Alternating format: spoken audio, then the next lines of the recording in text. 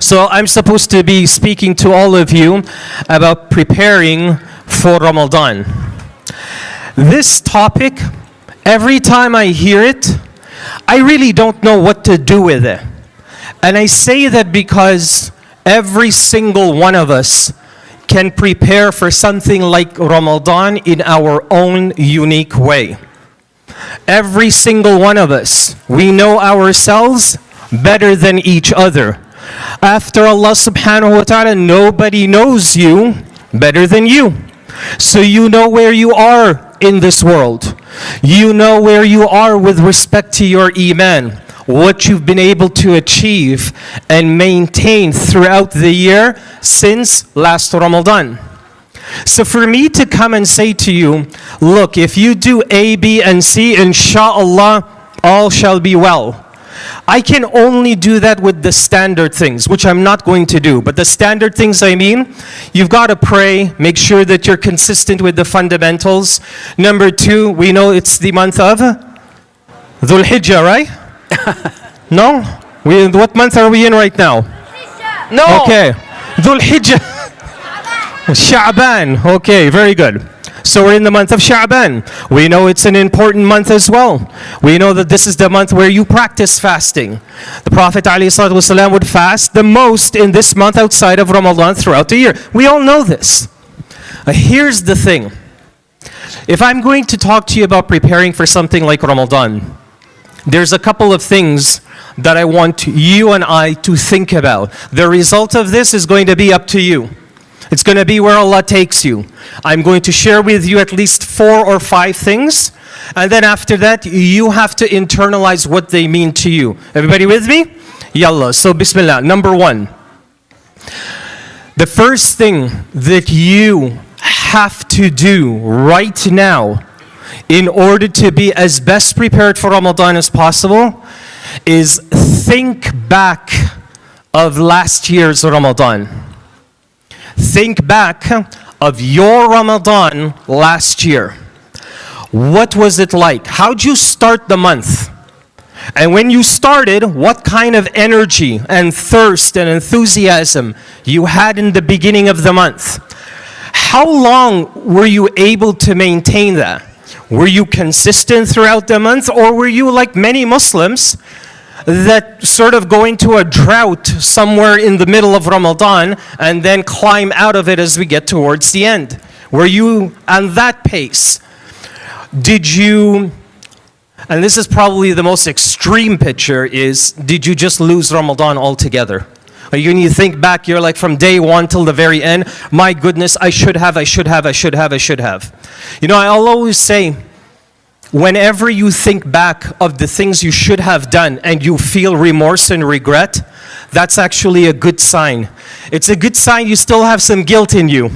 It's a good sign that you still feel bad of your shortcomings. It's a good sign you're paying attention to yourself. But now that's not enough. You have to start doing the work. So when you look at last year's picture and the video that you created of your life in Ramadan last year, I want you to take that spiritual video of how you experienced Ramadan then and now start to review and look at that video again. And start to think about, well, how did I start last year? Did I come for the first Taraweeh and the second Taraweeh? You want to go with the same mindset. But then after maybe 5 or 10 nights, you started to slip, that's where you start. So you say to yourself, okay, I know that I'll be good more than likely because I've done it before, the first week of Ramadan. But when that second week hit, inshallah, this year, second week, I got you. I'm going to have my eyes on you. My heart's going to be focused more to make sure I get through that second week. So you start to concentrate on all the weak points of last year's Ramadan. You see, I can't tell you that. Like Sheikh can't tell you where these things are because you know your life. And you know that when you leave the masjid and you go home, what that looks like in the month of Ramadan. Like some people, some Muslims, mashallah, tabarakallah, they make the bears that hibernate 6 months in their caves look bad when they sleep throughout Ramadan. Like they'll sleep throughout the entire day, wake up just before iftar, and that's their cycle. That's literally their cycle. I know some brothers that actually take the whole month off from work, so they're literally by themselves at home for the entire month. But the problem, the tragedy behind that is they lose the time. They don't make use of it. You have to know what your time looks like, what last year's Ramadan was, and where the weak points are, and you need to start from there. So that's the first point. Number two. Here's where we want to start to get into some of the nitty-gritty things. Now follow me. When you think about all the prophets and messengers and pious men and women, okay? So let's say, for example, Asiya radiallahu anha. We all know who Asiya radiallahu anha is, right? Her legacy speaks for itself.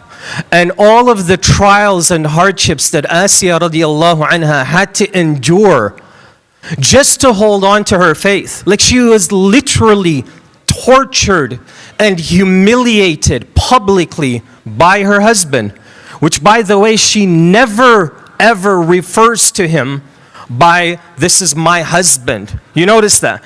She'll never use the title husband and refer to her for husband. She'll always refer to him as Fir'aun, which shows you the minimal, if any, respect that she had for him. She pretty much had none, because why? We all know who Fir'aun was. Now, here's the point. When you think about Asiya radiallahu anha, what do you think about?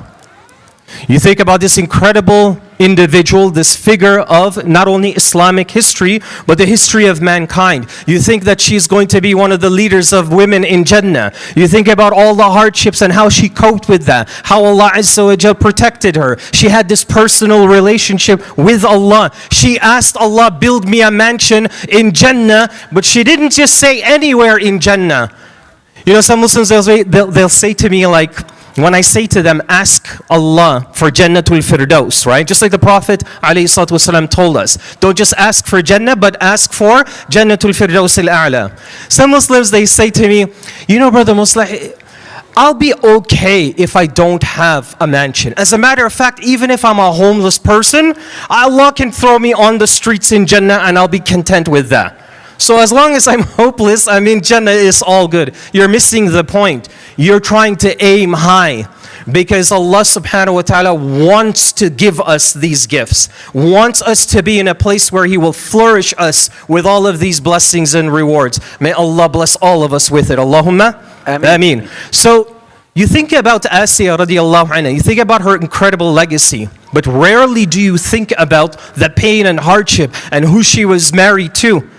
That's secondary. Now keep that frame of mind with you for a moment. Let's jump to another figure. Musa alayhi salam.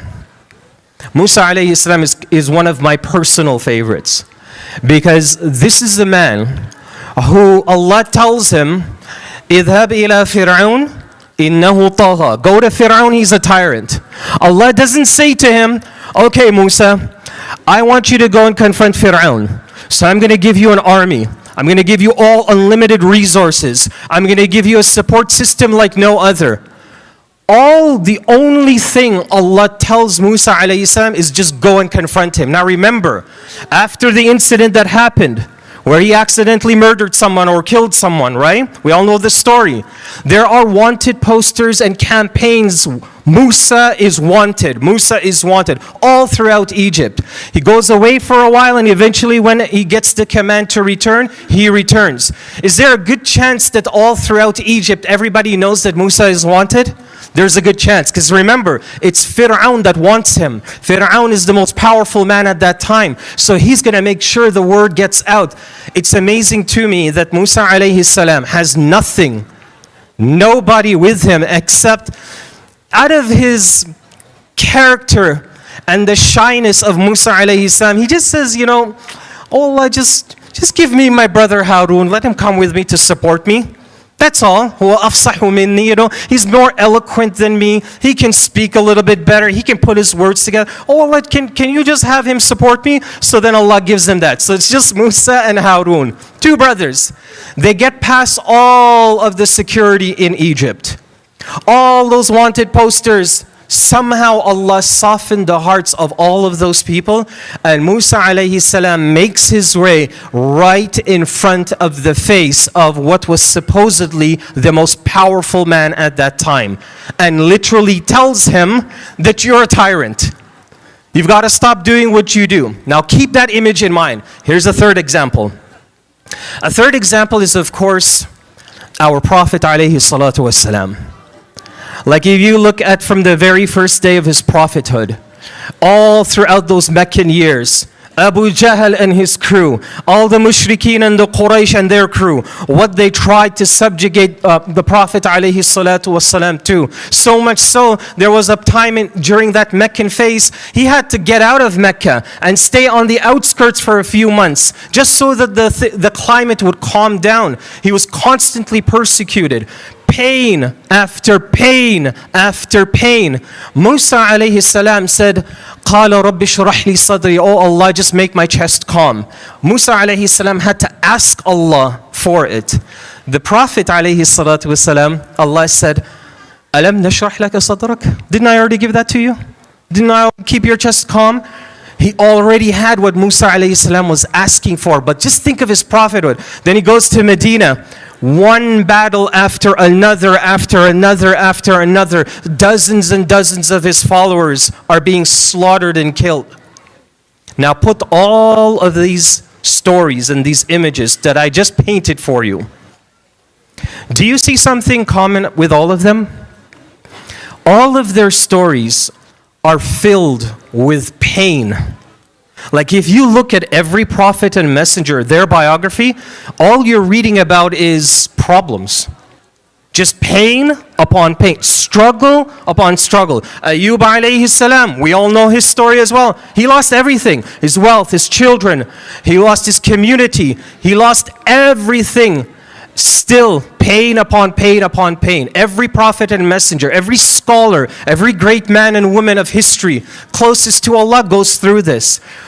Here is the point, and this is the second point that I want you to think about. At the end of the day, did the Prophet ﷺ ever give up his faith and say, you know what, man, maybe this isn't the path. Maybe what we're all going through and all the pressure and pain, this is not the right path. No, he never ever compromised his faith. Did Musa alayhi salam do that? No. Asiya radiallahu anha? No. Maryam alayhi salam? No. None of them did that. So the second point that I want you to think about in preparation for Ramadan, how comfortable are you with your iman? Are you at a place right now where if Allah called you back to Him tonight or tomorrow, that you can say, you know what, Allah, I tried my best. The 30, 40, 20 years, 60 years of my life you gave me, I did my best. If you can say that, that's one thing. But the reality is most people can't. We just need more time. And at the end of all the pain and struggle, none of these great men and women compromised their faith. They held on. They never let go. And we're getting a real good example of that right now in Palestine, right? Subhanallah. You know, sometimes I think about why we're not there and why Allah chose those individuals who are there to endure all of that. And one of the things that crosses my mind, I don't know if this happens to you as well, one of the things that crosses my mind is sometimes I feel like maybe I don't have the faith or iman that they do. Because a man would be holding his dead child. You guys all see the videos. He lost 25 members of his family all at once. And you know what he's saying in front of the camera? He's saying, Alhamdulillah, hasbunallah wa ni'mal wakil. Like he's just praising and thanking Allah. Like how do you get there? You go through all of that and still you get there and able to muster up those words and that courage and still find optimism through all of that pain. That's where we have to be. You have got to find your iman and ask yourself, is my iman at a point where if it went through this grind, like those prophets and messengers, like the people who are suffering around the world, if it went through that same grind, would it survive the same way as those men and women? I can't answer that for you. What I can say to you is this. Here's the third point, okay?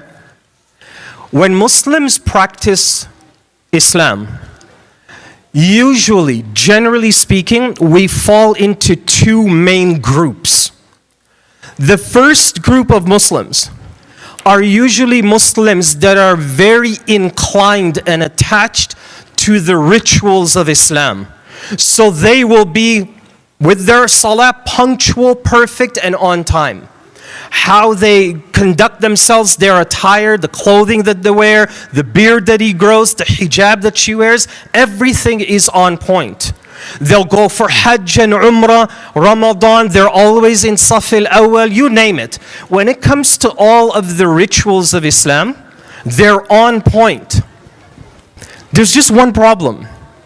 Sometimes what happens to this group is that they restrict their Islam to just rituals. Outside, when they're not praying, when it's not Ramadan, when they're not in the masjid, they're a totally different person.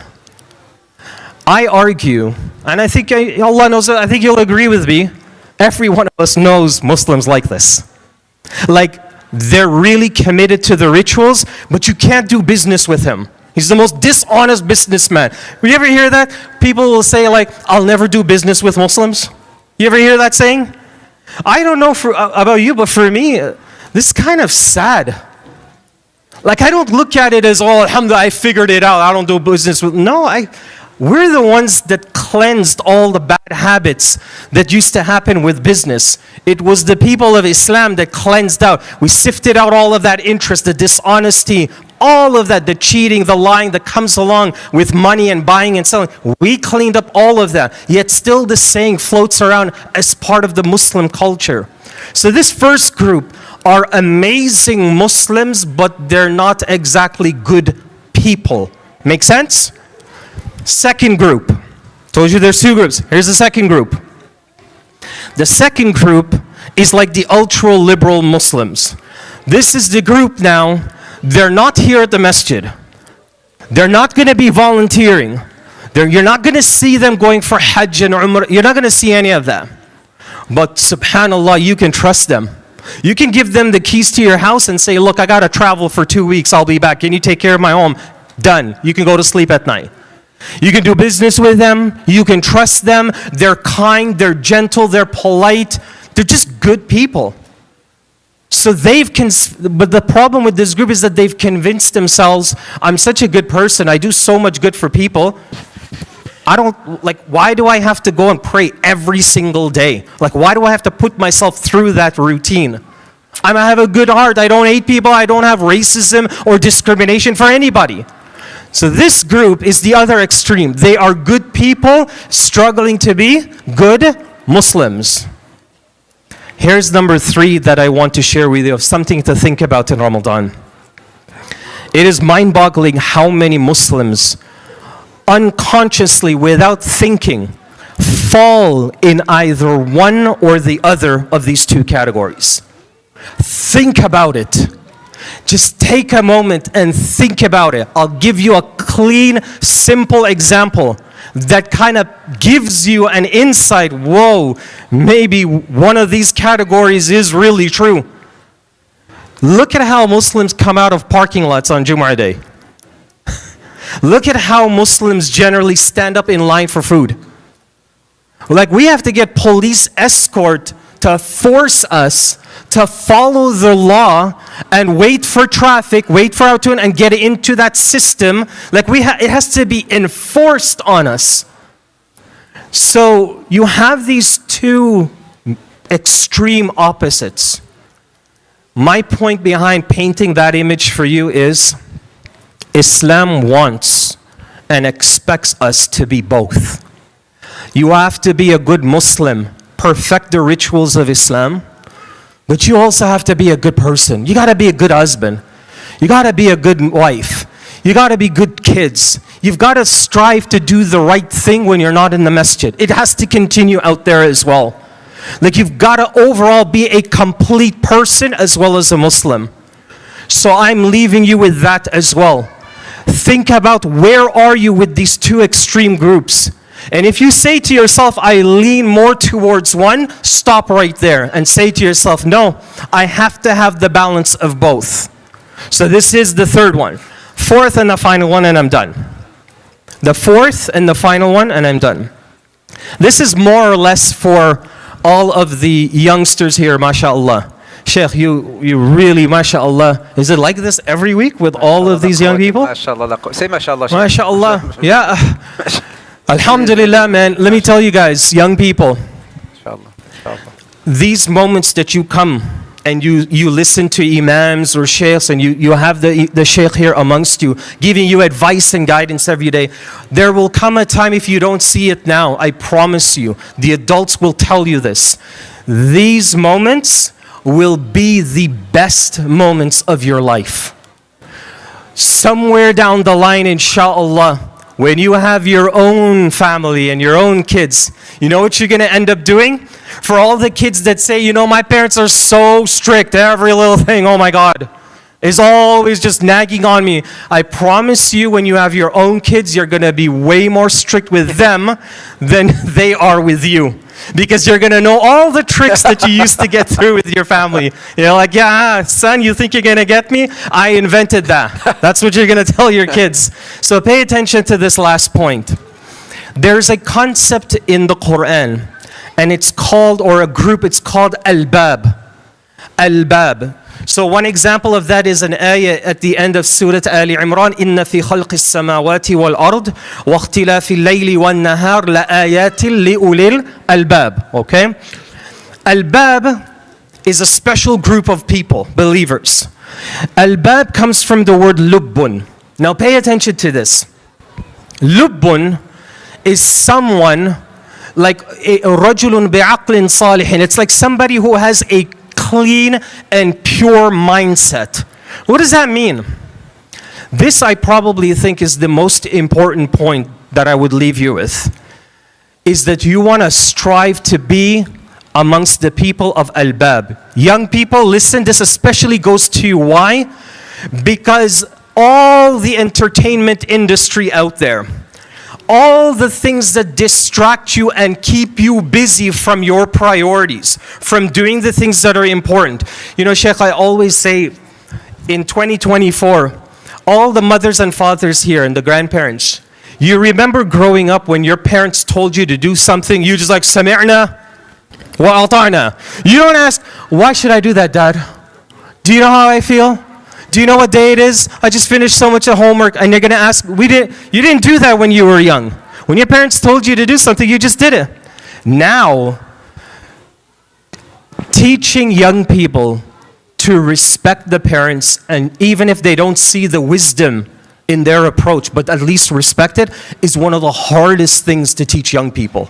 It's one of the hardest things to teach them now. It literally took a complete shift. But one thing that would help that process is you've got to sift out all of the useless information, the garbage that we hear and we listen to on a daily basis. That is your biggest distraction, especially in the month of Ramadan. You'll see it more in Ramadan than any other time of the year. Why? There's no shaitan. It's just you and Allah. All the Muslims are fasting. All the masajids are full. So you're going to see, my goodness, if I wasn't here, what in the world was I doing? What in the world was I watching? I was listening to, the people I was with, all these hours that went by day after day. Anybody here watch basketball? Inna lillahi wa inna ilayhi raji'un. You know, back when Raptors were a thing, now we pray janazah over the Raptor. Khalas, it's done, right? But back then, we used to have to remind the youth about sitting 4 and 5 hours simply watching a game, to just pause and really think. Just think about what you're doing. 4 hours, you're just sitting there staring at a game. It doesn't matter if there's no salah in it. I'm not saying to you that it's haram. I'm just saying to you to pause and be conscious for a second. And just think about, like, is this really worth my time? Maybe once in a while, fine, I'll let it go. But you have got to figure out the points of your daily life where your mind is so preoccupied with useless information and useless things. And you try to sift all of that out. That's what the people of Al-Bab do. And one last thing, I'll tell you how the ayah helps us to do that, and I'll leave it with you, inshallah. The ayah that I mentioned to you is the ayah of Surah Ali Imran. It's the beginning of the parting message of Allah subhanahu wa ta'ala in Surah Ali Imran. This section is really special, and it starts off where Allah says, إِنَّ فِي خَلْقِ السَّمَاوَاتِ وَالْأَرْضِ. Indeed, within the heavens and earth. إِنَّ فِي خَلْقِ السَّمَاوَاتِ وَالْأَرْضِ لَآيَاتٍ لِأُولِي الْأَلْبَابِ. They are all ayat for the people of Al-Bab. What does that mean? Here's what it means. Here's what it means. You ever find yourself sometimes, like if you look up into the sky, especially just before Maghrib time, do you see how beautiful the sky and the horizon looks? It starts to change color, it gets a little red and a little purplish. It's beautiful, right? And you'll be talking about, MashaAllah. You know, you might be with some friends or family, you're looking at the sky, and you're like, MashaAllah, man, look how beautiful this is. Wow. But the person beside you is like, what are you looking at? It's just the sky. I see Emirates Air flying by. What are you looking at? You see Allah's ayat. But the other person only sees an airplane. They only see clouds. Do you see the difference? Another example of this is that if you look at a beautiful plant or tree or animal and you're saying, wow, subhanAllah, look at the detail. Look at how meticulous Allah designed every single leaf. We know when we used to have those snowfalls, those storms, every single snowflake in its own unique shape and design. Did you know that? Every single snowflake, there's no such thing as two snowflakes are identical. Why would Allah do that? Why would Allah do that? For one person, it's just snow, it's cold, I'm getting wet, it's annoying. But to the believer, the people of Al-Bab, they look at each snowflake and now all the snowflakes are giving khutbahs to him. All the beautiful trees and plants are now adhkar. They're reminding you of Allah. Now when you look up at the sky, you don't see just the sky. You know what you see? إِنَّ فِي خَلْقِ السَّمَاوَاتِ وَالْأَرْضِ وَاخْتِلَافِ اللَّيْلِ وَالنَّهَارِ. You start seeing ayat of Allah. That's where you want to be. You want to be in a place where you can control and manage all of the useless stuff that they pump into our minds and our hearts, so that you can focus when you hear the Sheikh giving you all the reminders, giving you all the lectures. You're not going to get the best sleep of your life. It's going to be the brightest moment of your whole life. It's going to be the best moment of your day. Why? Because you're working on your heart and your mind. You're sifting all of that garbage out. That's the challenge, especially for young people, because they are in particular the target for the whole entertainment industry. It's to get us young students really busy. Just waste your time as much as possible. If you can do that, it'll lead to other distractions. It'll lead to other problems, and so on and so forth. So I leave you with these few points to just think about. Again, I did not come with the intention of telling you do A, B, and C, and inshallah Ramadan's going to be totally awesome. Because guess what? I still have to figure out how I'm preparing for Ramadan. Like, I still think about what exactly I want to do and how I want to do it. We all do. But remember, you have to make that choice to change. No matter how many talks, no matter how many lectures, no matter how many conferences, no matter how many halaqas. إِنَّ اللَّهَ لَا يُغَيِّرُ مَا بِقَوْمٍ حَتَّى يُغَيِّرُوا مَا بِأَنفُسِهِمْ. Allah will never change the state of a nation or people until they do what? Till they initiate change with themselves. If you don't want it and you don't desire it, then you'll never receive it, no matter how much of it is available to you. You'll never receive it. So let's strive our best, insha'Allah ta'ala.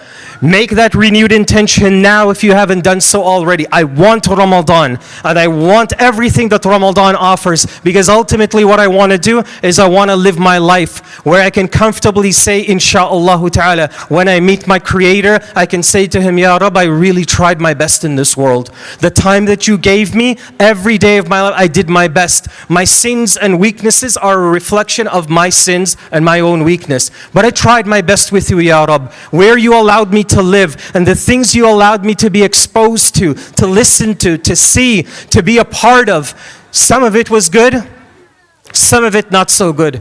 Ya Rabbi, I am here as a sincere servant asking you for your forgiveness. If you can do that, insha'Allah, you are off to a great start. May Allah keep you that way, and all of us. I pray that Allah subhanahu wa ta'ala keep us in a way that He is pleased with, and may Allah azza wa jal purify our hearts and our minds from anything that is useless and replace it with that which is useful and blessed in the sight of Allah subhanahu wa ta'ala. Allahumma ameen. Wa akhiru da'wana anil hamdulillahi rabbil alameen. Fajazakumullahu khairan. Takbir! One more time. MashaAllah, la quwwata illa billah, MashaAllah, la quwwata. See, Sheikh, we need to ask them, about those 5 points, if they remember, right? So time for some candies and chocolate. But let me share something with you, Sheikh, just for them. Maybe something that strike me the most in Ramadan. Just if you can give us another couple minutes, that would be great. But something I wanted to share with you, something private, something personal, but maybe not so personal, and see if it can resonate with you. Sheikh, what strike me the most in Ramadan is when the food is being served. And you're sitting with your kids, and maybe even loved ones, whoever. And sometimes that very same person who's sitting with you could be sinning the whole day. He has not prayed one single salah, but it is almost time for Maghrib, and the food is being served, but nobody can eat. You tell your kid, or your kid tells you, Dad, Baba, yalla, we need to eat. And he says, there's still 2 more minutes left. 2 minutes left. Does it matter? 2 minutes? Khalas, we're fasted, just let's break the fast. There's only another 30 seconds left. What makes that person stop? From the wife that's there, the husband who's there, but you cannot be intimate. The food that's there, but you cannot eat it. Or the opposite. You're eating, and all of a sudden, you stop. You just stop. And you say, just this cup of milk. Done. Why? Because Allah has given the order, stop. Or Allah has given the order, eat. I don't know if we can make of this, brothers and sisters, but any ideas, thoughts? I don't know. But it just strikes me really like something that I can learn from Ramadan. There's so many, mashallah, amazing lessons, things that you have brought up I've never thought of, this awlul albab, the way you explained it, jazakallah khair. But, one secret, one of asrar as-siyam or asrar Ramadan, it is only Allah who decides, Allah who makes the call. It is not your nafs. You're teaching your nafs, your ego, yourself, la, I'm in control. When Allah says do, I will. When Allah says stop, I will. Sheikh, please ask them about those 5 points and see if they remember them. Oh my gosh, let me see if I remember them, Sheikh. Yallah. Before we do that, Sheikh, about this whole idea of, you're sitting there and you're keeping yourself together before to have the iftar and break the fast. It reminds me of something that a lot of Muslims tend to do, especially in Ramadan. You ever see that label that we give sometimes? We call them the Ramadan group or the Ramadan Muslims. Listen, it's not a polite thing to say. Like if you hear it, try to address it and correct it. Don't say that. Reason why is very simple. You don't know and I don't know when somebody's hidayah and guidance is being given to them. We don't know. Somebody may be walking into the masjid for the first time, but that could be the beginning of the rest of their life. And I always love to use the example of Umar ibn al-Khattab radiallahu anhu. He tried to kill the Prophet alayhi salatu wasalam before he became Muslim, right? Where is Umar buried today? don't ever judge anybody because you have no idea what their tomorrow looks like. Umar radiallahu anh is buried beside the man every single one of us would wish to be buried beside. So be careful. When you see your fellow brother or sister there first time, look a little foreign, can't really understand what to do, Allah put them beside you. Maybe you can provide a little bit of advice and guidance. So take that with you, inshallah.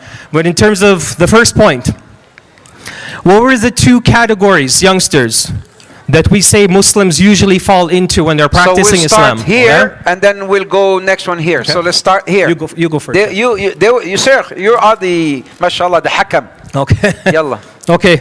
Go ahead, young lady. Yeah. He mentioned 5 points he said to remember. So the first point, what was the first? Well, let's go with the first point and let's see if she remembers the number one. Yeah. What the first point was. Yeah.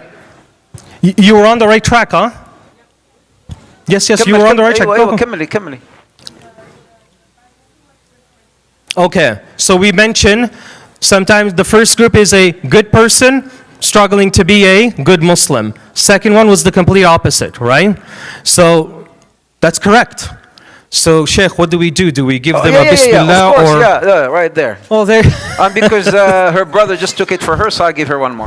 MashaAllah, tabarakallah. Yalla. Wonderful. Or here. Okay, youngsters. Point number 2. Point number 2.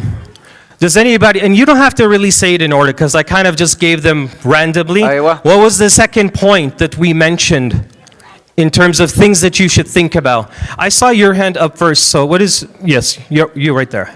Yes, go ahead.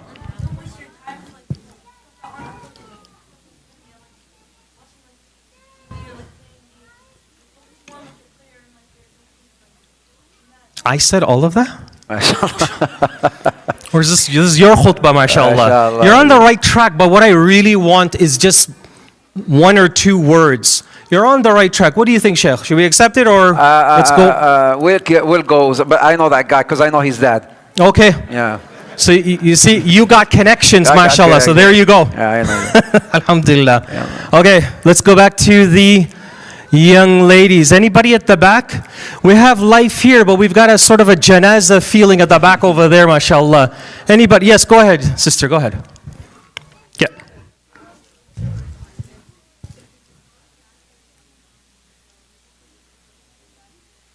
Very good. Very good. So, young sister says, one of the things that we mention is you think back of which Ramadan, your very first or last year's Ramadan. And you try your best to review how life was during that Ramadan. And that's how you can start to pinpoint all of the weaknesses and areas you need to improve on. So very good. Inshallah. Sheikh, you have better aim than I do. I might hit my wife in the eye somewhere. Wherever it goes, Bismillah. You see the way it just went. MashaAllah, tabarakallah. Okay, one more point, let's go. Young man, I see you there, right in the center. Yes, you. Go ahead. All the prophets went through pain. Yes. Just that's it, period? Add something more. What did they do to go through that pain? How did they remain strong? What did they have? Did they have lots of money? Lots of power? What's that? Good. Very good. They had belief in Allah. They had their iman. Excellent. So there you go. There you go. Okay. Let's mix this up a little bit. Okay. How about you, young lady?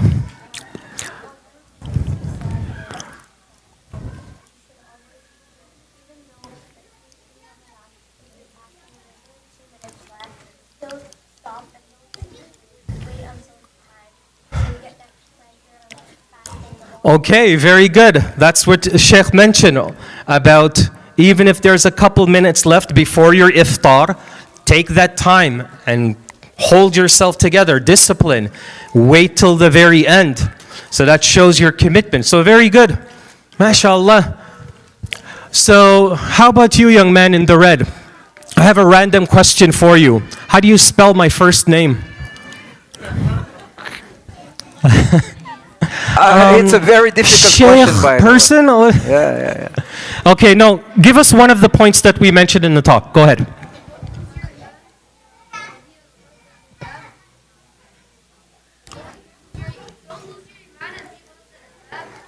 Okay, so don't lose your iman, but be amongst or one of the albab.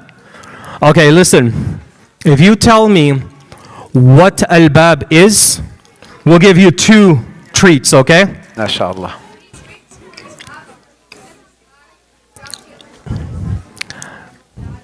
Albab looks at the sky? Is that what you said? Tell me just what you remember. What is albab? Who are these people? Go ahead, one last chance. Go for it.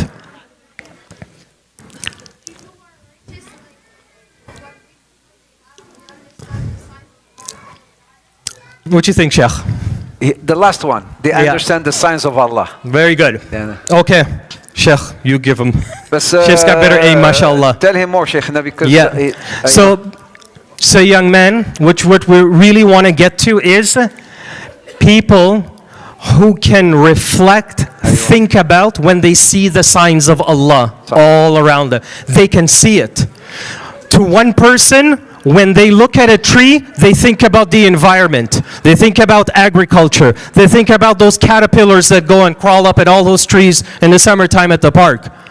But for the believer who constantly works to focus and see the beauty in Allah's creation, they don't see just a tree.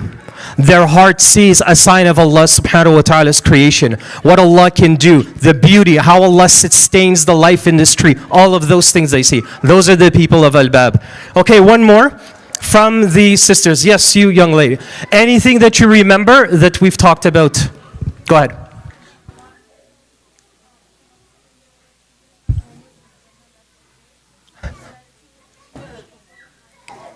Very good. So very good. We aim high as believers. You don't just settle for the bare minimum. That's one of the reasons why Allah says, or the Prophet ﷺ told us, don't just ask for Jannah, but ask for Al-Firdaus Al-A'la. Why? It's a mindset. You know, people pay thousands of dollars to go to these life coaches like the Tony Robbins of the world and go and sit with them. And this is primarily what they do. They try to gear your mindset so that you always think of aiming for the best, the highest salary, the best business, to thrive, thrive, thrive. We get that training for free in our deen. So this was one example that we use. So very good. Go ahead.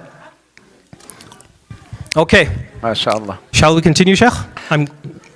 Yalla, Bismillah. I mean, just maybe a couple more and then we'll call it the night, and I will request the Sheikh to make a final dua and then to call the night out, inshallah. Okay, so I'll take one more from the brothers and one more from the sisters. Let me try something different. So, okay, I'm just going to point at somebody. Who am I pointing at?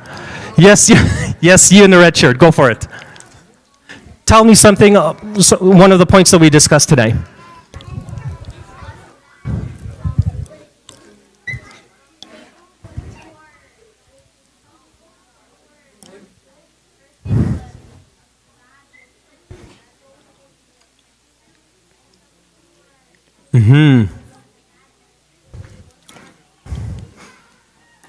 Okay, so mashallah, the same point that we mentioned earlier, of some people who strive to be good Muslims struggle to be good people, and those that are good people struggling to be good Muslims. Islam wants both. You become both, you strive to be both. Not just really awesome in prayer and that's it, but really good in salah, but you're also honest, caring, loving, patient, all of the good qualities in a human. MashaAllah. Say it again. Good father, excellent. Good father, good son, overall good person. Yeah, absolutely. Okay, one last person with the sisters. I'm just going to randomly point. Go ahead, sister. Yes.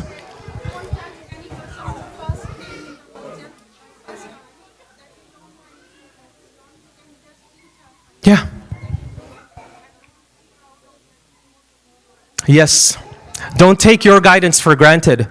Because if you misjudge someone, perhaps maybe Allah might take away your hidayah and give it to the person you were judging. So be careful not to do that. As long as somebody comes to places like this, we want the Muslims that are lost and confused out there.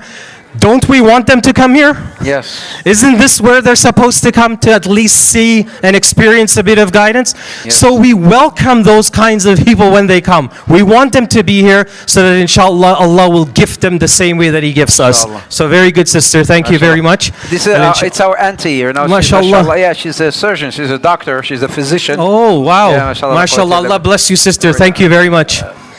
So let's conclude with one final short dua, inshallah. I like to do, because I'm assuming we are primarily an English-speaking audience, so make dua with me when we ask Allah subhanahu wa ta'ala to count us from amongst the righteous. Ameen. May Allah azza wa jal preserve and protect our sons and daughters. Ameen. Preserve and protect the message of the Quran and Sunnah in their hearts and our hearts and in their lives and our lives. Da'iman abada, always and forever. May Allah subhanahu wa ta'ala give victory to our brothers and sisters in Palestine wa fi Gaza, insha'Allah ta'ala. And may Allah azza wa jal ease the pain and suffering of our brothers and sisters and fellow companions in humanity all across the world. May Allah azza wa jal ease their pain, give them strength, give them patience and resilience. Allow the pain that they go through in this world to be a source of reward and bliss and honor in the hereafter. Allahumma ameen. For our mothers and fathers, may Allah azza wa jal give you Jannah. May Allah azza wa jal preserve you and protect you. And for our sons and daughters, may Allah subhanahu wa ta'ala preserve the message of Islam in your hearts and in your lives. Allahumma ameen. For our dear Sheikh, may Allah azza wa jal keep him healthy. And may Allah subhanahu wa ta'ala bless him with a long life. And more importantly, may Allah azza wa jal accept his efforts. The efforts that he puts forth to spread the message and serve Allah's deen, may Allah azza wa jal honor him, fill his scale of righteousness, make it heavier than other scales. Allahumma ameen. And accept him and all of us from amongst the righteous. Allahumma ameen. Finally, brothers and sisters, may Allah azza wa jal reunite us all under a beautiful shade on a beautiful tree in Jannatul Firdaus al-A'la. Allahumma ameen. You never know, one day we might be all sitting together reminiscing and thinking about, man, those halaqas I used to go to at Al-Falah Center, that helped me get here under this beautiful tree, helped me get here in Jannah. And I'm so grateful for those moments. So may Allah bless all of you. Thank you for having me. And inshallah ta'ala, I hope to see you all again fi amanillah. Wassalamu alaikum wa rahmatullahi. All right, brothers, we're going to do something nice for the Sheikh, right? All together. This is my way, right? All brothers. 1, 2, 3. You rock. Can you do it? All together. 1, 2, 3. You're the man. The Canadian way. He's Canadian, so what are we going to do? And takbir. Jazakum Allah khair. May Allah bless. Thank you so much for coming. Food is being served. May Allah bless the Sheikh for coming here.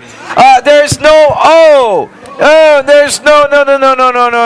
This is, it's not today, not today. Okay, not today. Not today. No.